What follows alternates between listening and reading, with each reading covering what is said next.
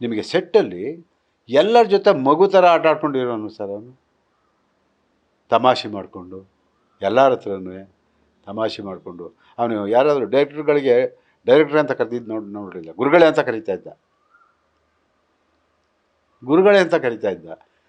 ಆದರೆ ಈ ಬದಲಾವಣೆ ನೋಡಿದ್ಮೇಲೆ ಎಲ್ಲೋ ಮನುಷ್ಯನಿಗೆ ಇಷ್ಟೊಂದು ಮಟ್ಟಕ್ಕೆ ಬೆಳೆದ ಮೇಲೆ ಆತನಿಗೆ ಗೊತ್ತಿಲ್ದಂಗೆ ಎಲ್ಲೋ ಒಂದು ಕಡೆ ಅವನಿಗೆ ಅಹಂ ಸೇರ್ಕೊಂಡ್ಬಿಡ್ತಾವಂತ.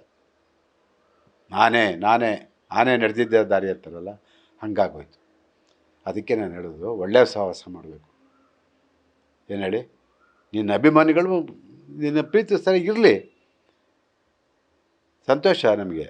ಆದರೆ ನಿನ್ನ ಸುತ್ತಮುತ್ತ ಇರುವಂಥವ್ರನ್ನ ನೀನು ಎಂಥವ್ರನ್ನ ಇಟ್ಕೊಂಡಿದ್ದೆ? ಜೈಕಾರ ಹಾಕೋರೆಲ್ಲ ನಾಳೆ ದಿವಸ ಇನ್ನು ಬರೋಲ್ಲ ಸರ್. ಇವತ್ತು ಯಾರು ಬರ್ತಾರೆ ಹೇಳಿ? ಅದಕ್ಕೆ ನಾವು ಬಗ್ಗಿ ತಗ್ಗಿ ನಡಿಬೇಕು ಅನ್ನೋದು ಇದನ್ನೇ ನಮಗೆ ರಾಜ್ಕುಮಾರ್ ಅವರು, ವಿಷ್ಣುವರ್ಧನ್ ಎಲ್ಲ ಈ ಮಹನೀಯರು ಹೇಳ್ಕೊಟ್ಟಿರೋದು ಇದನ್ನೇ. ಸಮಾಜದಲ್ಲಿ ಹೆದರು ಬದುಕಬೇಕು, ಹೆದರಿಸಲ್ಲ. ಅವ್ರಿಗೆ ಹೆದರಿ ನಾವು ಬದುಕಬೇಕು ಸರ್.